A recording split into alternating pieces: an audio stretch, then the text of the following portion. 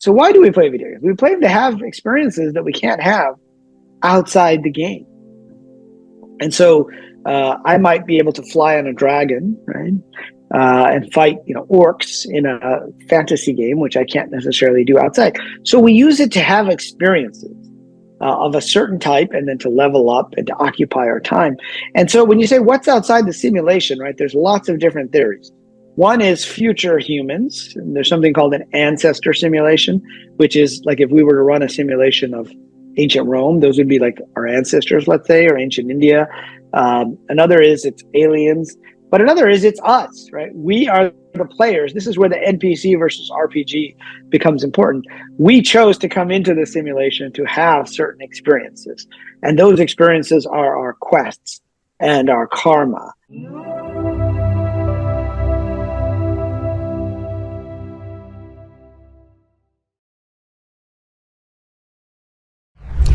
I'd like to welcome to the show Rizwan Virk. How you doing, Rizwan? Doing well. Thanks so much for having me on the show.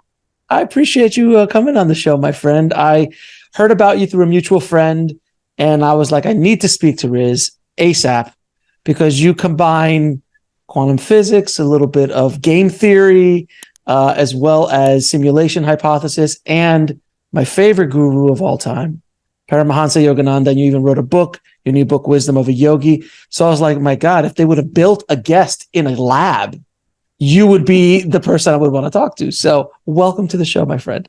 Thanks so much for having me on. I'm glad to be here. Especially with someone who's a big fan of Yogananda. I can see a couple of pictures there behind you as well. Yes. Yogananda has had a big impact on my life, my spiritual life, and on this show, to be honest with you as well. So let's dive into a little bit of your past, if you will, where you come from, so people understand. You are. Can you tell the audience where you went to school and specifically your connection with video games and how that connects to simulation theory? Yeah, absolutely. So, I'm a computer scientist by training. I went to MIT many years ago, and then I became an entrepreneur in the software industry. Then I moved out to Silicon Valley and ended up going to business school at Stanford. And right around that time, I got involved with the video game industry. And so this was around the time that the iPhone had just come out back in 2007. And there were games on Facebook. And suddenly Steve Jobs, whose favorite book, by the way, was Autobiography of a Yogi. I'm sure you mentioned that in the past, and we can tell some stories later. But, even he didn't expect that video games would be the most popular applications for the phone initially. And if you looked at the top grossing apps in those first 5 years of the iPhone being out, they were almost always all video games. And even to this day, I mean, obviously Facebook and these apps get more usage now. But so I became involved in that industry. We had a game that was the number one game in the App Store called Tap Fish. We sold it to a big Japanese company, and then I became more of an investor and advisor to a number of different video game startups. Probably one that many people might have heard of is Discord, which started off as a video game company. Not many people know this.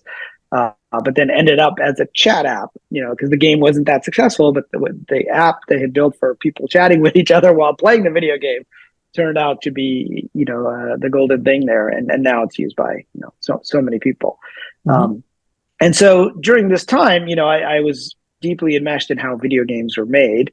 And before that time, even during my life as an entrepreneur, I had been kind of living a double life. During the day, I'd been an entrepreneur in Silicon Valley and dealing with business issues, technology issues. And at the night and on weekends, I'd jet off and do different types of explorations of consciousness, whether it's out-of-body experiences at the Monroe Institute, lucid dreaming workshops, shamanic dream work, a bunch of different things. And I talk a little bit about that in my very first book, Zen Entrepreneurship. But it was after I had sold my last video game company, I was visiting a video game startup in Marin County, which is right across the bay from San Francisco. The beautiful view of the city and, one of America's prettiest scenes. But instead of admiring the scenery, we put on this virtual reality headset. And I was playing a VR ping pong game. And so I started to play this game. And, back then the headsets were bulkier than they are now. There were wires coming from the ceiling. The graphics weren't that great. And yet the physics engine was so good and the responsiveness was so good that I felt like I was really hitting a real ball with a real paddle and was playing a real game of ping pong. So much so that for a moment, my brain forgot that this was a virtual game, and I tried to put the paddle down on the table, and I tried to lean against the table. And of course, there was no table because it was just all virtual on the headset. And so the controller fell to the floor. I almost fell over. And that's when I began to wonder, okay, well, how long is it going to take for us to build something that would make me forget, not just for a moment, is what happened here, but make me completely forget that I was inside a virtual world, to build something like the Matrix. And so that was a point that I called a simulation point, which is like a technological singularity. And so, I started to speculate on those stages, and we're about halfway there, to that point where basically the video games would become indistinguishable from physical reality. And then as I researched the subject, I found out that there's a well-known argument by an Oxford professor named Nick Bostrom, who said that if any civilization ever gets to that point, they'll make lots of simulations. And inside those simulations, you'll have no idea that you're inside something like the Matrix. And so the idea is that if it can ever be done, it's probably already been done. And we are probably already inside that one of those simulations that's running, because there's many more of those simulations than there is a physical world or base reality. And so that kind of led to this startling conclusion that, from a technological point of view, we are more likely to be in a simulated universe than a physical universe. And then I went and investigated what the Eastern mystics and all the religions were saying. And pretty much they've all been saying the same thing, that the physical world is not the real world, that it is a kind of illusion or Maya set up for us. And then I went and looked at what the scientists were saying, and the scientists were saying that there is no physical world, right? They were trying to find this thing called, the material world. And if you think of it like this table that my laptop is on is mostly empty space, right? And then you look in the atom and it's mostly empty space, and you look in the nucleus. And as they kept going down like a bunch of nested Russian dolls, and you open up the last one and there's nothing there, all you get are bits of information. And so even the quantum physicists were coming to the conclusion that there is no physical world, at least not the way we think of it. And so, really cutting across all three of those dimensions, technology, science, and religion, particularly the mystical sides of religion, that's what got me down this path of exploring the idea that the world is a simulation. So it's fascinating, because simulation theory has been around for a long time. I've been saying for the longest time, I know I'm not the first to say it, but the concept of the video game makes so much sense when you start thinking about simulation theory, and also concepts of like reincarnation, where like you literally have multiple lives to pass certain levels of a game. And I always use either Zelda or Super Mario Brothers or some classic arcade game, but you just keep challenging yourself. And specifically, I'll never forget, when I was young, I was playing the sequel to Zelda, which was Link, The Adventures of Link. And we couldn't get past a certain level. My friends and I were playing all summer, couldn't get past a certain level. And I just said, he goes, man, the only way we're going to get enough experience to beat this monster is to sit in this forest for like 6 hours and just kill like hogs to gain experience. So I went and I sat for 6 hours at night and just sat there killing low quality kills, but building up my experience points. So the next morning I woke up, we'll go over there, and I plugged it in. He's like, "Where'd you get this?" I'm like, "I sat 6 hours and killed hogs for the whole night." Like, let's go. And we destroyed the villain or the boss. But that just started me, even at that age, I was thinking like, so in reincarnation, when you come back, you're challenged with multiple experiences to level up, and at certain, like you've already conquered addiction. You did that in like 5 lives ago. You've already conquered, hate. You really don't have that kind of energy anymore, or abuse, or this kind. Is this all making sense to you in your theories and your hypothesis? Yeah, absolutely. Absolutely. So, in my book, The Simulation Hypothesis, I get into what I call the questing model of karma, right? Which basically you can think of karma as a set of quests or achievements in a video game. And that's how we make video games today, right? You go in and you've got various quests and various achievements. And those are like experiences that you have signed up for at some point in your life. And as you unlock one, you end up unlocking others as well, and you start creating more of those. And so, that analogy of life as a video game works really well particularly within the Eastern model, right? Which with reincarnation and the idea of multiple lives, but also there's what's called the NPC version of the simulation hypothesis, and then there's the RPG version. And I think this is one of the most important distinctions. And most people who talk about simulation theory don't really talk about it too much, but it's actually one of the most important aspects of this. So NPCs are like non-player characters in video games, who are like the AI characters, like the hogs or other. Right. Like you guys are just doing their thing, you know, like Wreck-It Ralph. Or the bartender. Right? Yeah, exactly. Right, exactly. Yeah. Or, there was a movie called Free Guy. Oh, yeah. Which came out a couple years ago with Ryan Reynolds, who was an NPC. He was just a bank teller, right? But then he became conscious. And then there's the RPG version where you have a player who exists outside of the video game.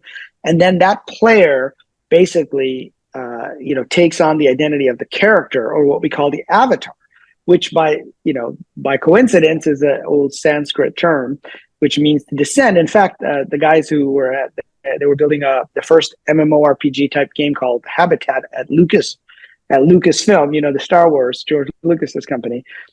They were looking for a term that would describe how they could be in this little guy. Back then, we're talking 8-bit graphics, so very small characters. How they could inhabit that over the phone lines, because they were using dial-up modems on the Commodore 64, which is going back to my day as a kid now. Me too. Me too.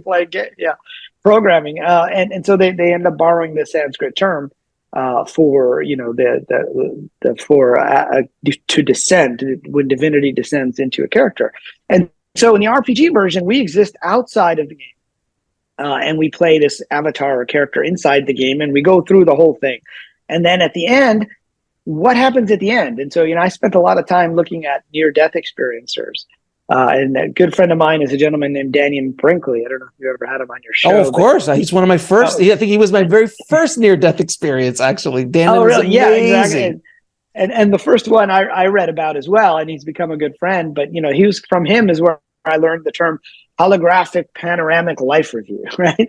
And what many near-death experiencers describe is being able to see your entire life played back in front of you, but played back not just like a movie projector, but in a fully holographic 3D way. And then you have to see what it was like from the other person's point of view. And, Dannion was a bit of a bully when he was a kid. He was a big kid, and he used to beat up other kids. So he got to feel what it was like to beat himself up. And he actually shot people in the military. And he had to see not only what happened, to that person, the suffering when he killed them, but also what happened to their wives and children, like the ripple effect of their actions. And it turns out this is something we can do in video games, right? The most popular content on YouTube today is video game content, right? Like my nephew would say to his father, my brother, I want to see Star Wars. And he said, oh, you want to see the Star Wars movie? And he was like 4 years old at the time. He's like, no, I want to see that man and that woman play the Star Wars video game, right? Which is recorded on YouTube. So you can replay the entire session. Now, one of my startups I was involved with in Silicon Valley, you could put on a headset. You could take a game like League of Legends, which is normally played on a 2D screen, and you could go to any XYZ coordinate within that. So you could see what it was like or in a game like Counter-Strike Global Offensive or Call of Duty, you could see what it was like to shoot yourself, right? Basically the kind of thing that Danny described, but of course only visual. We don't, the games don't have a feeling element yet. But so, as an engineer, and a scientist, I always think, how would this stuff work? It's not just in the Eastern traditions, also in the Judeo-Christian religions. There's the Book of Life. And in Islam, they're much more explicit. There's the Scroll of Deeds, which there's two angels. One is writing down every one of your good deeds, and one is writing down every one of your bad deeds. And then you have to look at the Scroll of Deeds. Now, that's a metaphor, right? It's a metaphor from 2,000 years ago, when they wouldn't have understood anything else. But of course, it doesn't mean there's literally angels with feather pens writing down everything you do. What are they going to write in English, Chinese, Arabic, right? All it means is that everything is being recorded so that it's there to be able to be played back. And that's what you can do inside a 3D, virtual environment. And that's why this metaphor is a very powerful one. And it ties to Yogananda. So one of the reasons why I wrote this current book, I'll tell you the story of how it came about, but Yogananda himself was always up on the latest science and technology. You know, he came over to the U.S. in 1920 as a young Swami, and it was right after World War One. He was on the first boat out of India after World War One, and during that war, he saw in the newsreels some of the most amount of killing that the world had ever seen. Because World War One, they called it the Great War. They didn't call it World War One, right? Because it was the first time mechanized, guns and killing machines had been used. So there was death on an unprecedented scale. And he said, he said, Lord, why would you allow this much suffering? And he got back a clear answer during his meditation. And it said that life and death are relativities in the cosmic dream. Think of the newsreels and the movie projectors and the movies that you see. The characters are suffering and they die, but the actors are not dying any more than you do when you die in this world. And so he loved that analogy of the movie projector. And he would encourage, his students to look away from the screen, right? If you've ever been inside a movie theater, you've looked away from the screen. Well, one, you can see how, wrapped up people are in the movie. And I used to do this as a kid, but two, you can see the flickering of the light, right? So you can see the frames. You can see that it's actually an illusion. Right. And so Maya, we translate it as illusion, but the correct translation is something like a carefully crafted illusion. Like if you go to a magic show, you're prepared to be deceived, right? Mm-hmm. You want to believe that stuff. And he's actually a magician who's doing some tricks on you, but that's part of the fun. And so Yogananda would use the latest analogy. And going back to ancient times, you have the Leela, which is the play of the gods. Then you have the stage play. Buddha used the dream. A lot of Buddhists use the dream metaphor. Buddha literally means to awaken. And so I believe if Yogananda were alive today, he would say, well, it's like a movie, but it's interactive. We're all actors and players, as Shakespeare would call us. But we also watch the movie. We have a script, but we can change it.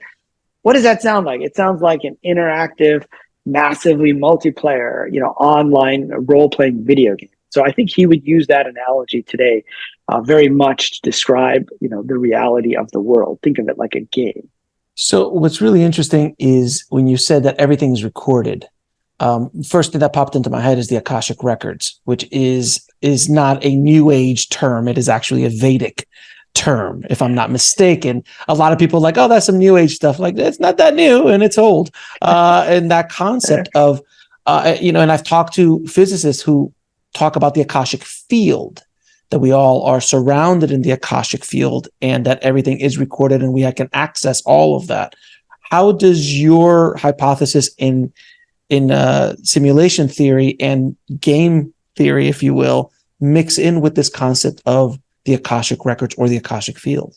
Well, I think the Akashic Records fits in very well because, what I'm talking. So in my model, I like to talk about using kind of video game terminology. There's the rendered world, right? And so that is the world. So if you and I are in the same field inside a video game, right, we will see similar things, but not exactly. And this is what will tie to quantum physics. Like my avatar will only see what I can see from my point of view, and your avatar will only see what you can see. So there's this sense of we only render, right? Those are the pixels that are being rendered.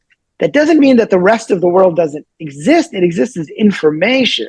And so, we were joking about the Commodore 64. If you were to go back to the days of the Commodore 64 and say, can you render something like World of Warcraft or Fortnite, full 3D world? It would say, no, that's just too many pixels. Right? We can't keep track of all those pixels. But we can today. And part of the reason why is we have faster computers, but it's not just that. It's that we have optimization techniques, right? We have 3D models. And so we render only that which can be observed by our specific piece of the simulation, right? And so you and I, even though we might be standing in the same field, we might be seeing different things in the same way that you and I aren't really talking to each other now. I'm talking to my computer and it's translating it into bits and it's sending it back. And so this idea of rendering matches very much with the observer effect, right? Which is the idea that if the easiest way to explain it with the double slit experiment is the Schrodinger's cat, right? Where you have a cat that's either alive or dead. Common sense tells us the cat is one or the other. We don't know. We haven't looked in the box, right? And so it's a thought experiment by Erwin Schrodinger, which there's a 50% chance the cat is dead from some poison being released after an hour. But what's weird is that quantum physics tells us that the cat is actually in a state of superposition. And when something is in a superposition, it's in both states. It's both alive and dead until the time that someone observes it or someone takes a measurement of that. And that sounds bizarre to us, right? So what does that mean that it could be both alive or dead?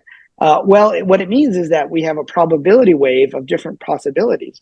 And what happens is the probability wave collapses when the observer is there. And so the golden rule is the universe only renders that probability that is observed, right? And so that's very similar to how we render video games, right? We only render that which can be observed by, in this case, your avatar or your character. And then we cache it so that if multiple people are observing, they'll see the similar things, but not necessarily. And this gets into a whole area where you can start to explain a lot of weird phenomenon, a lot of unexplained phenomenon with this model of a video game, but we'll come back to that. So back to your original question, about the Akashic records, basically, where is karma stored, right? That's an interesting question, right? And you have people who do these Akashic record meditation where they will visualize a library, like a grand library, and there'll be books there. And you open the book, but what you actually see inside the book, and you have near-death experiences reporting something like this sometimes too.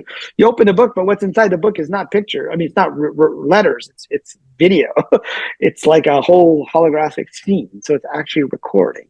So I believe that the Akashic Records really is a recording of everything that has happened inside this video game, along with other probabilities and possibilities. And there's a lot of weirdness that when you get into what is the path in quantum mechanics as well, we can get into that as well. But I think that there's a pretty good match. Now, there's a whole field of physics called digital physics, which in the past we've talked about physics with mathematics and with information, but now there's this group of people working on digital physics, which is the idea that the world is information.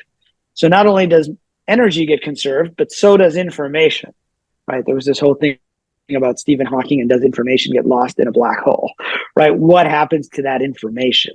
And as far as we can tell, and this is sort of an evolving field, and people like Stephen Wolfram, who wrote the Mathematica software, or Ed Fredkin, who was a director of an early computer lab at MIT, we're working on cellular automata, which are like these processes that try to simulate, like the game of life, where you've got these cells. But basically, they're trying to get very simple rules. If you run these rules 1,000,000 times, what happens? Well, it turns out different things happen depending on what you do. But that's all a way of describing the universe using computer analogies and bits of information. And so this idea that information is never lost means that it has to be stored somewhere. Right. And so, the way that I like to think about it is that the world is based on information. I mentioned this earlier, that when they looked at the bottom level, there was a physicist named John Wheeler who worked with Einstein and Niels Bohr. He was at Princeton right across from Einstein. And he came up with this phrase, it from bit. And he said, if something isn't if something is physical, like this book, right? The book consists of, at the bottom level, all it consists of is a bunch of answers to yes, no questions. That's what particles are. And that is the fundamental unit of information, which is bits. And so I see the Akashic Records really being the place where all this information is stored, and that it's organized like a library system, right? It's organized around your gameplay sessions, right? What is it that just like you could save and you could record and save on YouTube or stream through Twitch, your gameplay sessions, that becomes a window into this information. And you can choose the XYZ coordinates with which to view that point in time. So let's go a little bit more granular and go deeper down this ridiculous rabbit hole that we've walked into. Because your head's going to start to hurt in a minute. So everybody listening, prepare yourselves. So you mentioned that if we are in a simulation, and the theory states that you're saying we're halfway there. So that eventually we will have the technology to create a reality that's indistinguishable from the reality we live in right now. Then you also said that once you get to that point, there'll be multiple realities piled up on top of each other. Now, I started going, when you said that, in my mind, I started going back to the Vedic texts and the yogic philosophies, which talk about multiple realities, multiple levels of reality. that you ascend to. And if I'm not mistaken, please correct me if I'm wrong. There's either 7 or 11 levels of enlightenment. Like you, as a soul grows, it goes into these different levels. As you go and the dimensions. There are multiple dimensions pass. So we're in the 3D dimension now. We're talking about the 5th dimension is where we're kind of walking towards.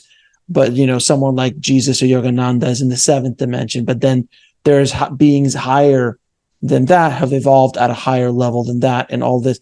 So I'm saying all of this because if we're doing that with simulation theory, who is the programmer? Who is creating all of these simulations, and for what purpose? Well, that's the big, right, $64 million question that I get asked a lot. Well, the first question I get asked is, do you believe we're in a simulation? And my answer is, with more than 50% likelihood, we are in a information-based reality that gets rendered, which is like a simulation. And the second biggest question is, okay, who's running it and why are they running it? And so I like to say, well, let's think about 2 questions. Why do we run simulations?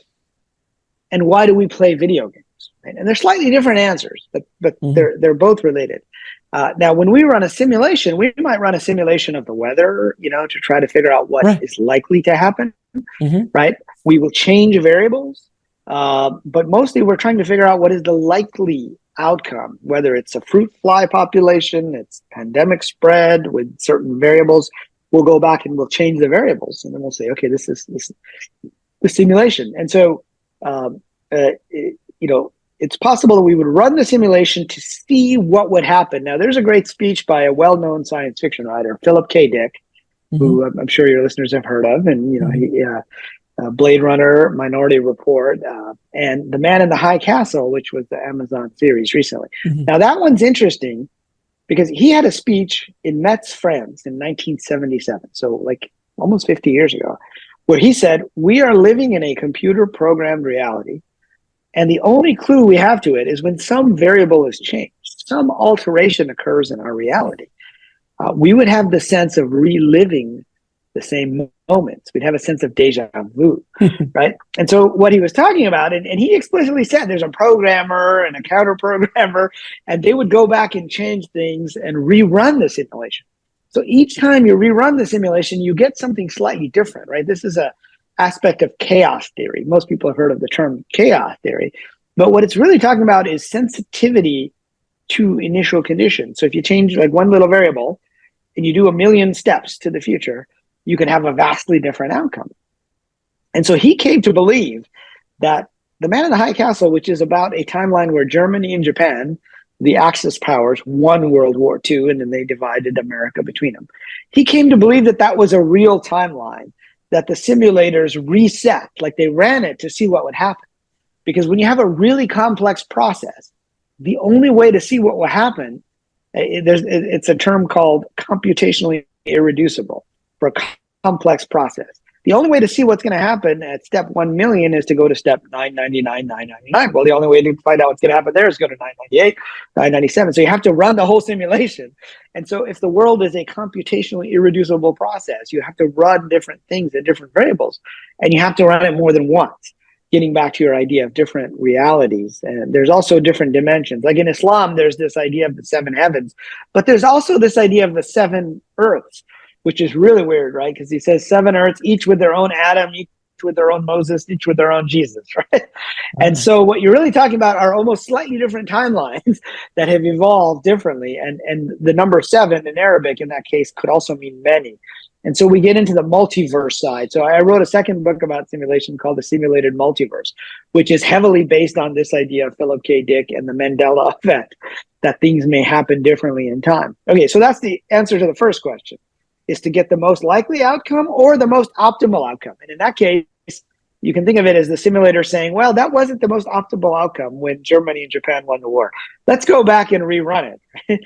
And so he came to believe that they told him, supposedly, according to his wife, Tessa, who I interviewed, while I was writing my book, that they also prevented JFK being assassinated in Dallas, and they would run it forward, and then he would get assassinated in Orlando or he would get assassinated in another city. And the ones where he didn't get assassinated would end up in some kind of war or something, or really badly. So they just rewound it back to where we are. That brings up a very disturbing possibility, which we don't have to get into now, but it could mean we're just on a branch to see what's going to happen. And then that branch gets rewound. But let's go to the second question, which is why do we play video games? Which I think might be more relevant to the spiritual discussion. So why do we play video games? We play them to have experiences that we can't have outside the game. And so I might be able to fly on a dragon, right? And fight, orcs in a fantasy game, which I can't necessarily do outside. So we use it to have experiences of a certain type, and then to level up and to occupy our time. And so when you say what's outside the simulation, right, there's lots of different theories. One is future humans. And there's something called an ancestor simulation, which is like if we were to run a simulation of ancient Rome, those would be like our ancestors, let's say, or ancient India. Another is it's aliens. But another is it's us, right? We are the players. This is where the NPC versus RPG becomes important. We chose to come into the simulation to have certain experiences. And those experiences are our quests and our karma, if you will, right? That's in the database. And we're creating all of those, new quests for ourselves. And there are certain experiences of emotion, like you mentioned earlier, addiction, right? These things may not exist in whatever form we are outside of the simulation. I don't take a strong opinion on what's outside the simulation, but if you think of a player and a character, they don't have to be the same, right? Mm-hmm. And so we could just be pure consciousness outside. And so we want to have these bodily experiences and experience the emotions inside. And so that's where I think that you get into the more spiritual dimension, and eventually you can define the creator of all of this as God, but you can also say there are many programmers, right, who are creating different pieces of it for ourselves to experience, so that we can go. As a video game designer, that's something we do. We create an experience, and then we go in and we experience it, and then we provide it to other people to let them go in and experience it. So it sounds like, there might be many programmers, but somebody owns the school that all this, or the facility that all this gear, quote unquote, is living at. So there has to be something at the top orchestrating all of this, whatever that energy is. But as you're explaining it all makes perfect sense to me. And you start thinking about it like, well, yeah, you're kind of reinforcing the spiritual ideas of reincarnation with game theory, which is, you start looking at it, it makes absolute sense. Now, you did say something, and I was going to bring it up, but you said it first, the Mandela effect. One of my favorite topics to talk about, other than what we're talking about right now, because, and for everybody who doesn't know what Mandela effect is, it's the point where things that you might have thought you have a memory of really don't exist, but you completely believe they were a memory. So I'm going to ask you a few of these just to see what your answers are. Was Ed McMahon ever part of the Publishers Clearinghouse? Right. I remember him being. Right. You remember him with the check at the door with the commercials, right? Right. Yeah. Exactly. Never existed in this. Right. Never existed. Is it Jif or Jiffy Peanut Butter? Right. I always thought it was Jiffy, right? But it's Jif, right? If you look at it, right? And so there's a lot of these, right? There's the Bernstein Bears now. Oh, the Bernstein Bears is a big one. Yeah, go ahead. Where it becomes interesting, though, is if you look at, and I talk about this in my book, The Simulated Multiverse, is if you look at your closeness or proximity or significance to the event. Okay, it's possible the standard explanation, the one character that's different, is one possible explanation. But when you talk about things that are very important to you, right? Like people, thought Nelson Mandela died in prison. And there's a blogger who said that she was in journalism school, and she actually went to South Africa to try to interview him in prison. It was told his health was not very good. So she wasn't allowed to interview him. She came back, started working for NPR, and then she remembers him dying in prison, which of course in our reality didn't happen until later. He got out of prison, he became president of South Africa, died in 2013, but people remember his wife speaking at his funeral.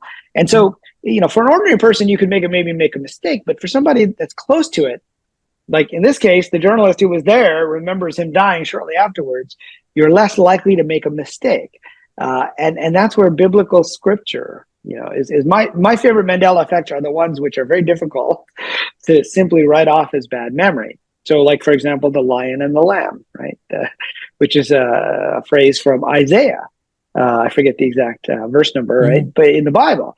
And yet, if you look in the King James Bible today, it says the wolf will lie with the lamb. It doesn't say the lion and the lamb. I remember the lion and the lamb.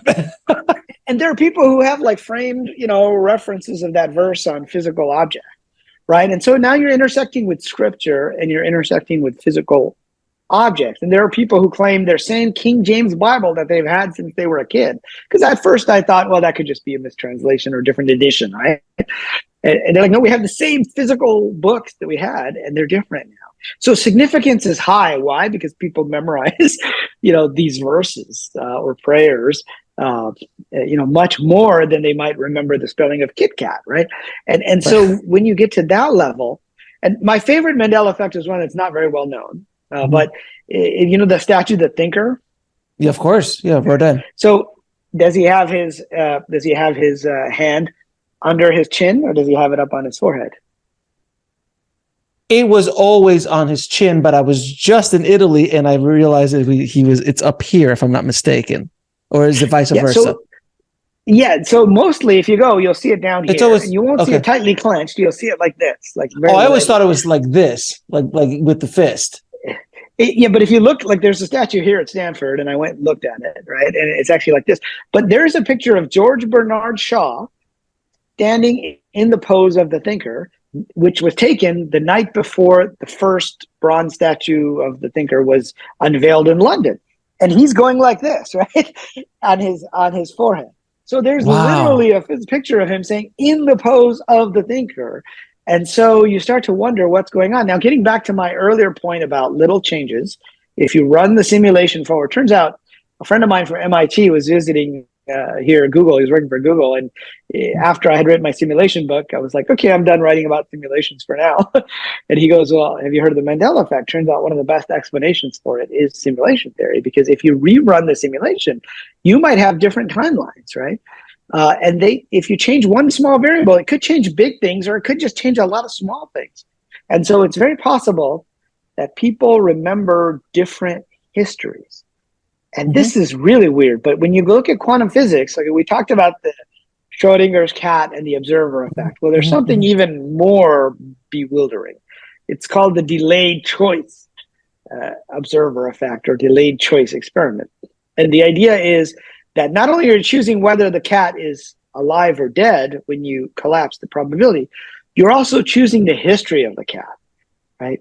Which is very strange.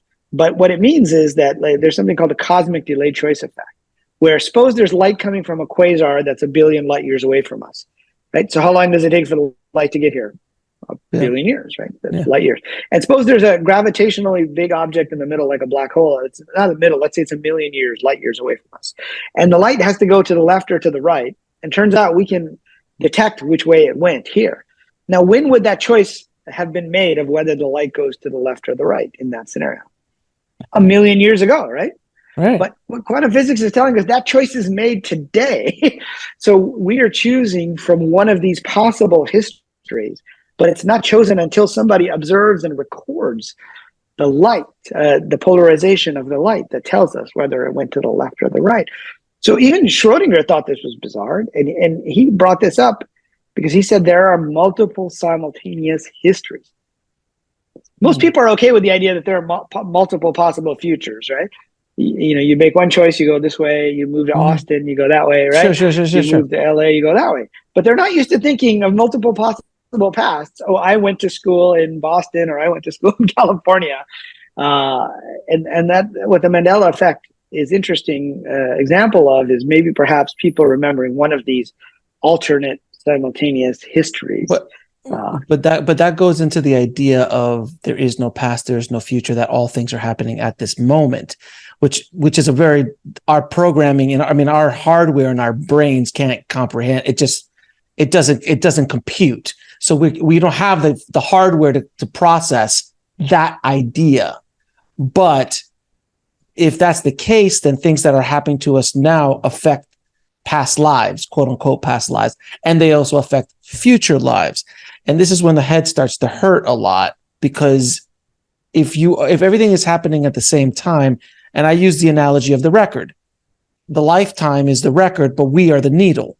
And if we want to look back, have past life experience or remember past lives, you can move the needle over and maybe get a glimpse of the life in Rome or the life in Egypt or, the life in the Mediterranean or wherever it was. And you kind of go back now.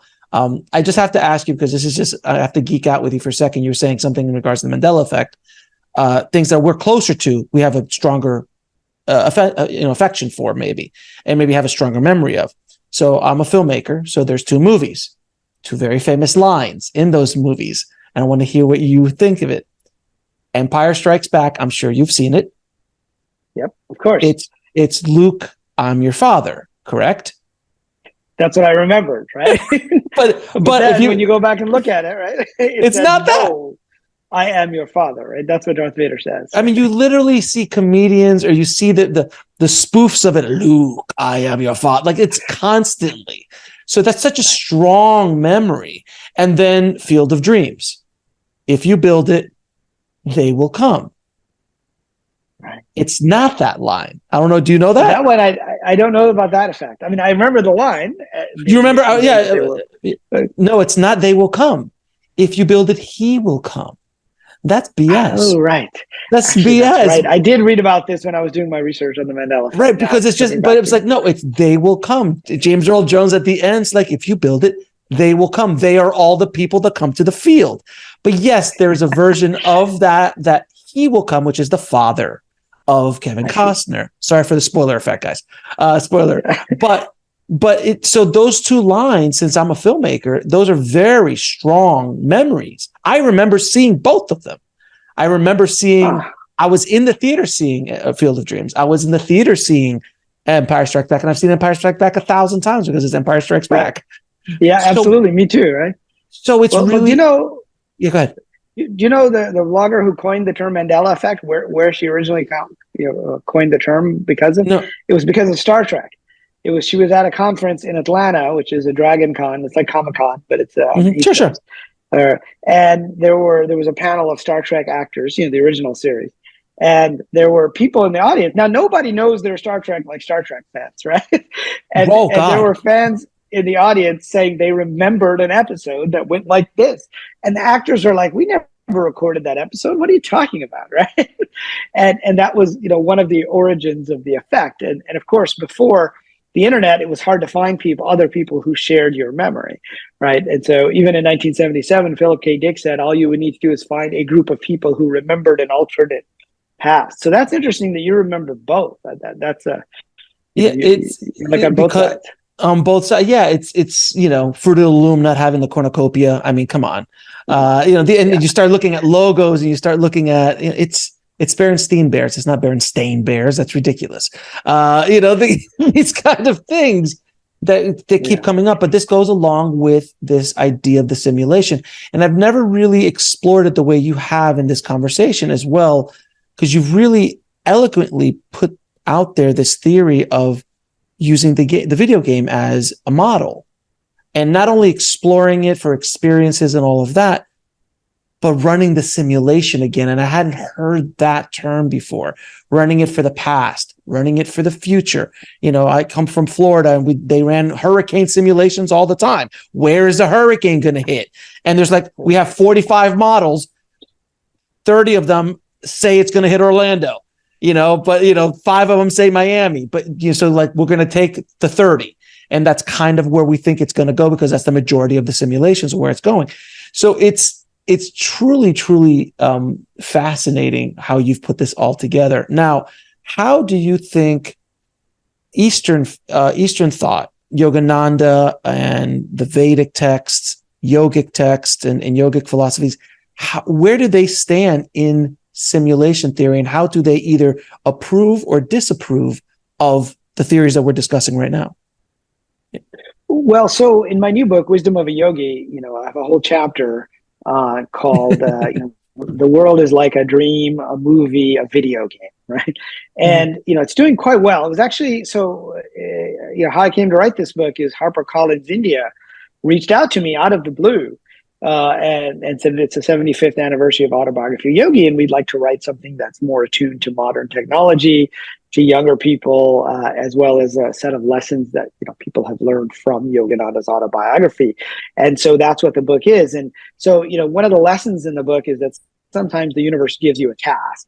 And whether you're ready to do it or not, that task has been put in front of you and you have to embrace it. Just like Yogananda was a young Swami and he was asked to come over and speak at the Congress of Religions, in Boston in 1920. He wasn't the best choice. He had never given a speech in English before, right? And yet, he came over to represent, India, a whole, the Hindu religion at that time. Yet it was his task and he knew it from the vision that he had. And sometimes the universe gives us the task.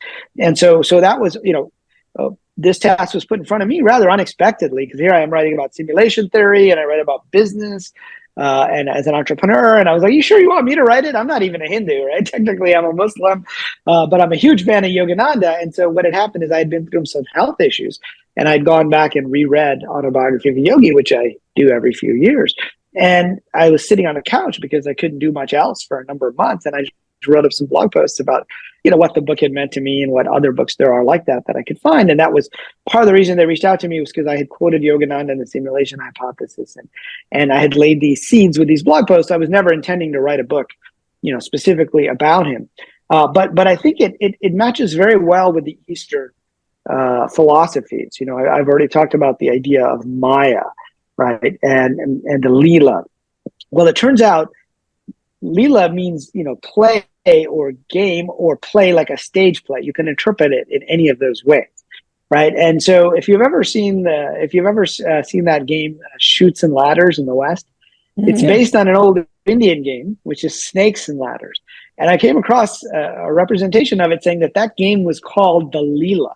And it was, basically meant to simulate karma in life. You would roll the dice and you would go up and then you would hit, a snake and you would have to go down. And if you reached the top level, it was like enlightenment, various levels of nirvana and enlightenment at the top. And so literally, the Leela meant the game of life. And so this analogy of the game is one that I think, and the video game is one that I think fits very well within the Eastern traditions, particularly within Buddhism and Hinduism. Now, there are certain differences.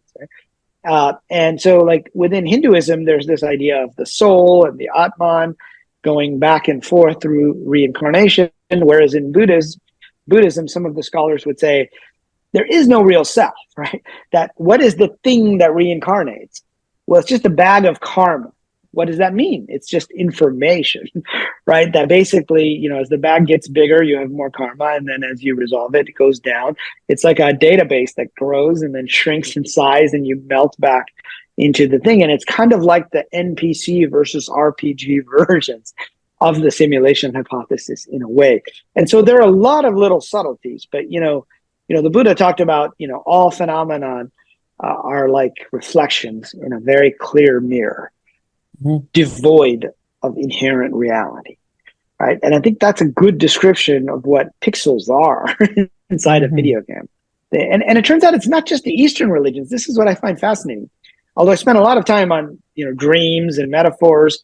There's the whole Tibetan dream yoga, which was actually came through Naropa, who was an Indian saint, where they learned to wake up inside the dream state with lucid dreaming, and then they realize this is just a dream, and then they say you have to take that awareness outside and do the same thing when you're in the physical world. But also in the Quran, I was in the UK and I just gave a talk at a conference, Islamic conference, about Islam and the simulation hypothesis, and there are verses in the Quran that say, we have set up this world for you as a game, as a sport, as a pastime, right? For you to go and multiply with your children and riches and do all these things. That sounds a lot like, I don't know if you ever played the game of life when we were little kids. Oh, yeah.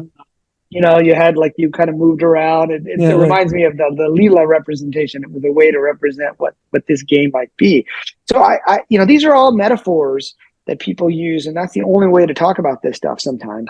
But I think today's metaphors, if these religions were started today, we would use a different set of metaphors. And it's something that the younger generation, I think, finds more interesting because they've spent even more time in video games than we did in our generation. Our video games used to be, console, single player, two guys playing next to each other.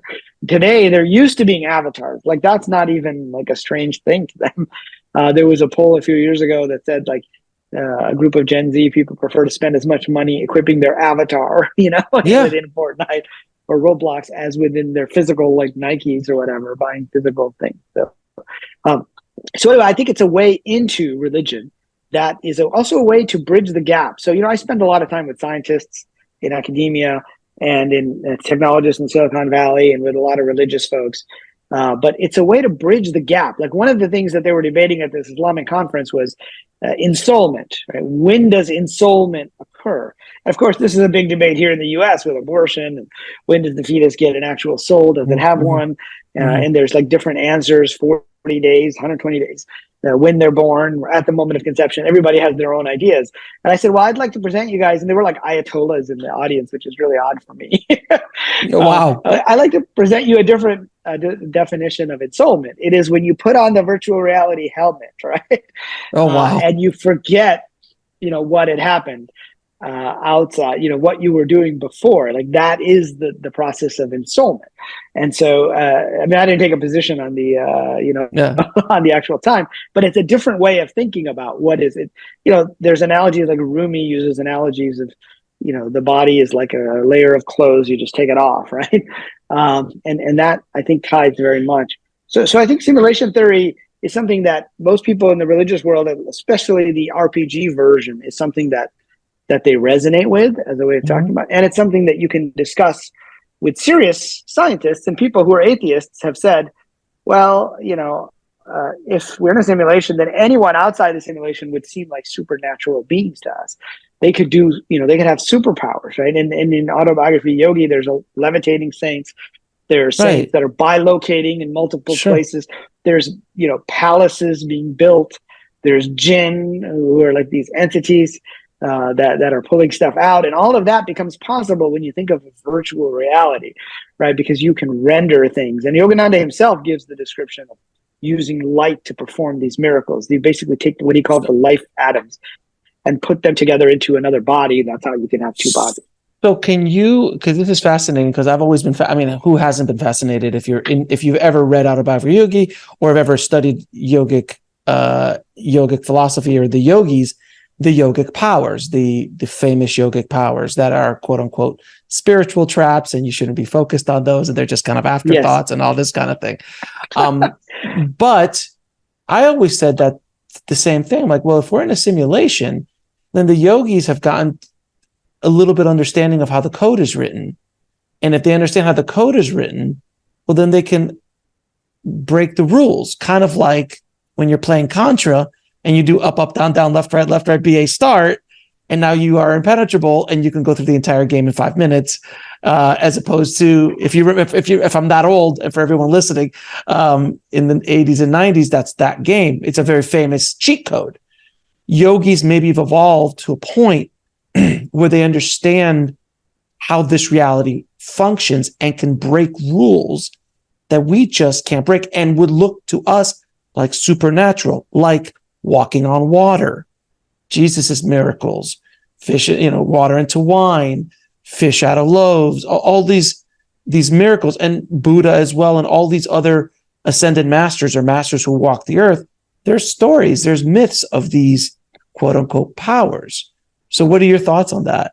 Yeah. So, I spent a lot of time talking about the cities, which are like the superpowers in yogic tradition. And Yogananda gives us, these stories. There was the saint who could basically produce any perfume in your hand, and you could smell it, right? And he was not impressed because he's like, you're so spiritually advanced, and that's what you're doing, is making perfume.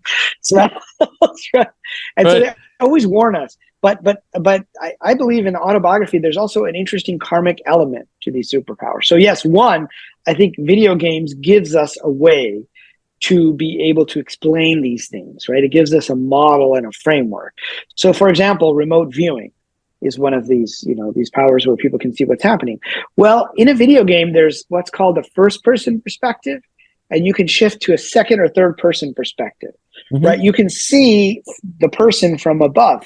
And most people who have near-death experiences start off by saying, okay, I was out of my body and I was looking down and I saw the whole experience. And Yogananda himself had little samadhi experiences when he was young where he could see everything that was going on around, right? Him. It was as if he was, an omnipresent 360. Well, you can move the virtual camera, like kind of, if you remember they call it bullet time in the Matrix. Yeah, sure. Right? You can that's done by moving the camera around, right? And so there's a virtual camera, and you can put that virtual camera at any place within the 3D world. So normally you're stuck to seeing your own character, but there are video games with APIs that let you then put the virtual camera somewhere else, and you can replay what happened at that point in time. So it becomes a way to explain, many of these strange powers, particularly with multiple avatars, right? I mean, you can actually have different avatars, and you can look at them. There's a story at the beginning of Autobiography of a Yogi, the Saint with Two Bodies. I don't know if you remember that. His father sent him to Benares to go find this friend of his, but he said, ask the Swami where he is. He went and asked the Swami. The Swami just sits there and meditates for half an hour to an hour, and Yogananda is, annoyed because he's a 12-year-old kid saying, you haven't even told me where he is. And suddenly the guy that he's looking for shows up, and he sees the Swami meditating. He's like, wait, the Swami was just with me in the market, and he told me, to come here to see you.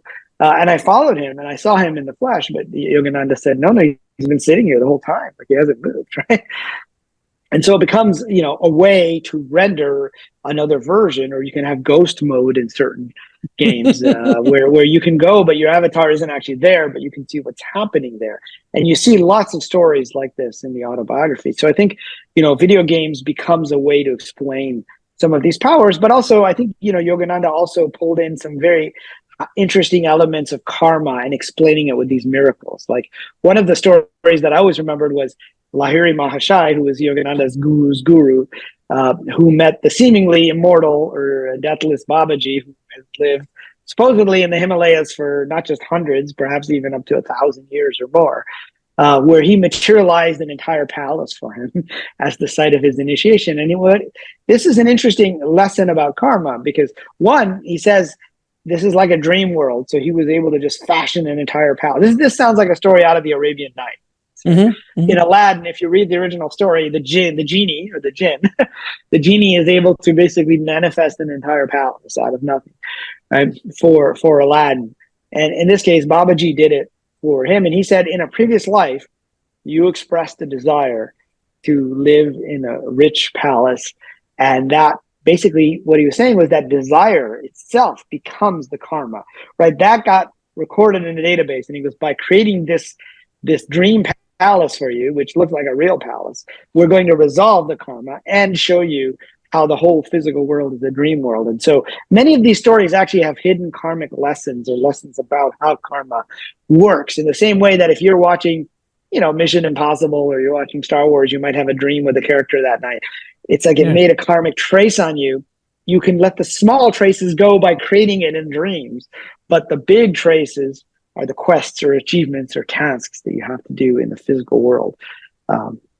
So let me ask you this then, since you brought up The Matrix, one of my favorite movies, and I think probably the catalyst for popularizing the idea of simulation theory in the masses, because everybody saw The Matrix. Everyone heard about The Matrix. It's like it really was a one of those movies that changed society. If we are Neo in the Matrix, is there a chance for us to break free of the Matrix? And if there is, how do we break free of the simulation? Well, that's another one of those very big questions, right? Is how do we wake up? Right. How do we forget? And in the Greek traditions, when you incarnate, you cross Lethe, the river of forgetfulness, right? So that you forget what happened beforehand. In the Chinese traditions, there's Meng Po, which is the goddess of forgetfulness, who brews the tea of forgetfulness that you drink. And so, there are different answers and different ways of going about it, right? Some people think you can hack the simulation on a physical level, right? To try to figure out, like, how do you overload the system? So there's a sci-fi movie called The Mandela Effect, which came out in 2019, where it turns out the world is a quantum computer, and by using another quantum computer, you can actually overload the system. And you can go back. But I think that's what a lot of what the yogis and the sages have been telling us. It's like Yogananda is telling us to look away from the screen and look to the light, right? Because he keeps telling us to focus on the light, that everything is made out of light. And when he describes the samadhi experience, which was given to him when he was still a young Swami by his guru, Sri Yukteswar, who taps him on the heart, and suddenly he feels this divine love, but then he looks out and he's able to see all around Calcutta, like that area of Calcutta. He could see like cows moving, people, but then he saw that everything consisted of light, right? Different vibrations of light. And so it gets back to that analogy. And so I think, some people use DMT, right? They use to get in different states. And I've had people tell me, oh yeah, well, I've used DMT and I can see the lines of the simulation, right? And therefore, I think the first person who told me that was Sean Stone. I don't know if you know him, Oliver Stone's son. Right? He was one of the first people to say that to me, and many people have said that to me. And I haven't gone down that route myself, but I do believe that we can calm our mind. So if you look back at the original definition of yoga, yoga, the term means like to yoke or union. But if you look at the Yoga Sutra, which was written by Patanjali, and Yogananda quotes him, and pretty much all the modern folks would, all the modern yogis would quote him. He defines yoga differently, right? Not as the asanas, the physical postures. Those are just one of the 8 limbs of yoga. But his actual definition of yoga is, in Sanskrit, yoga chitta vritti naroda. And what that means is yoga is, naroda means to stop or to cease. Chitta vrittis are like little whirlpools, right? And chitta is like mind stuff. Some people translate it as thoughts. But in this book, I offer a slightly different translation using some of Yogananda and Swami Kriyananda's work in that area.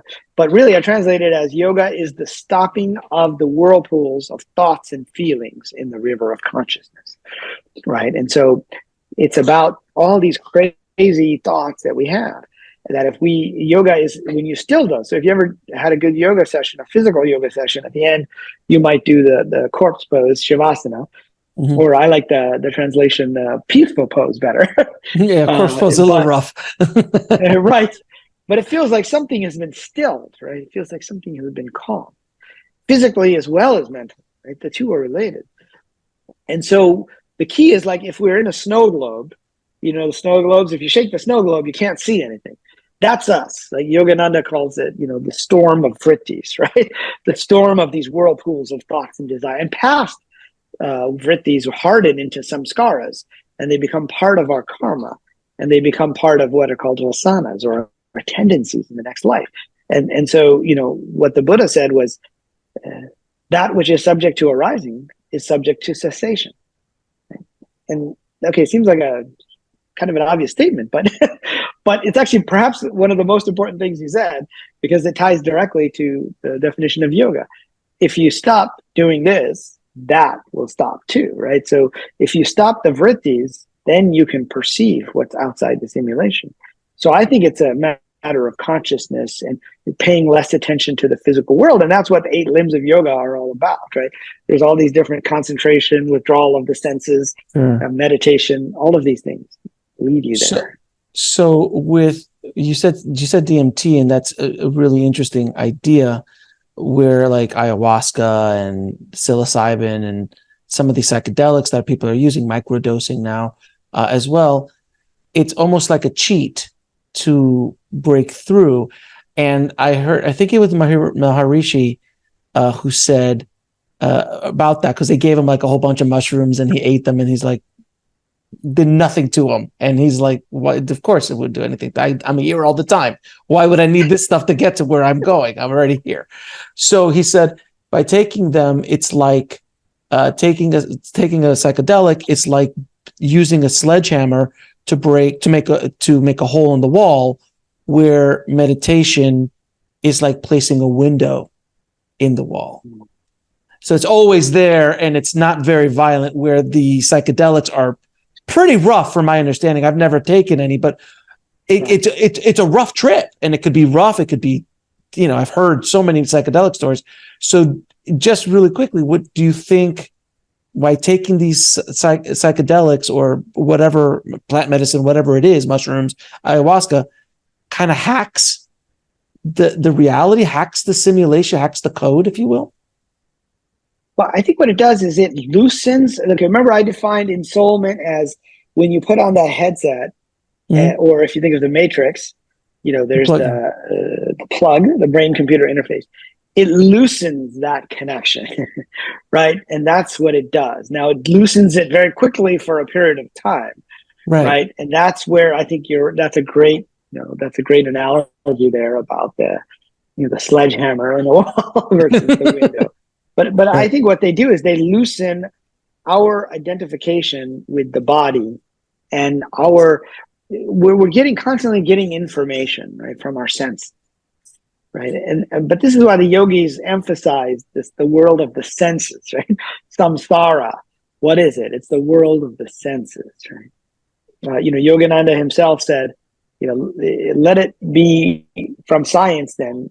Let man learn that the warp and woof, that there is no material world, right? That the warp and woof of the material world is Maya or illusion. And so it's a matter of withdrawing from all this sensory information. And I think it puts us in that state where it loosens that connection a little bit. So we can kind of look around, but not fully, right? So that's why people have bad trips. The same thing that creates dreams can create hallucinations, but can also this is why dreams are such a fascinating subject. Yogananda said birth and death are like, doorways to the dream, right? Or awakening from one dream to the next dream, right? There's this element of the dream and the physical world, but there are also dreams that are weird dreams that are just like regurgitating stuff that we had during the day. And then there are more spiritual dreams. And so, I think with psychedelics, we can loosen our grip on this physical reality, but we can also see a lot of weird stuff. And then some people claim to, and I get people all the time emailing me saying, they've seen this and they've seen that, and they've seen the grid lines of the simulation and all of this other stuff. And I find it fascinating. Haven't tried it myself yet, but me neither, sir. Maybe one day we both go and trip together, sir. Sounds like a plan. Yeah. Riz, I could talk to you for another 5 hours, brother. I have to have you back, because this is an endless conversation of so many different things we could talk about, and further the audience's understanding of the simulation that we possibly in, and how it connects to spirituality, which is really the focus of what I try to do, is connect quantum physics, connect these ideas to spirituality and the evolution of the soul. So I appreciate you. I'm going to ask you a few questions, ask all my guests. What is your definition of living a fulfilled life? I think a fulfilled life is when you are at the right place at the right time, doing the work that you were meant to do. And that's different for different people. And it's even different at different times in your life. I tell the story in Wisdom of a Yogi of, the Tiger Swami, right? The Tiger Swami used to fight tigers, right? Seemed like a bizarre thing to do with his bare hands, but eventually, he was told to stop fighting tigers and to focus on his spiritual development, and he didn't, and he ended up being mauled by a tiger. And he was out fighting his outer tigers, and then it took him 6 months to recover, and he had no more desire to fight tigers, and he became a Swami. He became the Tiger Swami. And so, the lesson there is to spend time fighting your inner tigers, but I believe fighting tigers was part of his karma. And so it was part of what he was drawn to it, like a moth to a flame, right? It's something that I wouldn't be drawn to. Maybe you would. No, not in the wrestle in the tiger world. Exactly. But, it seems like a crazy thing to do. But, we get drawn to these outer tigers in our lives.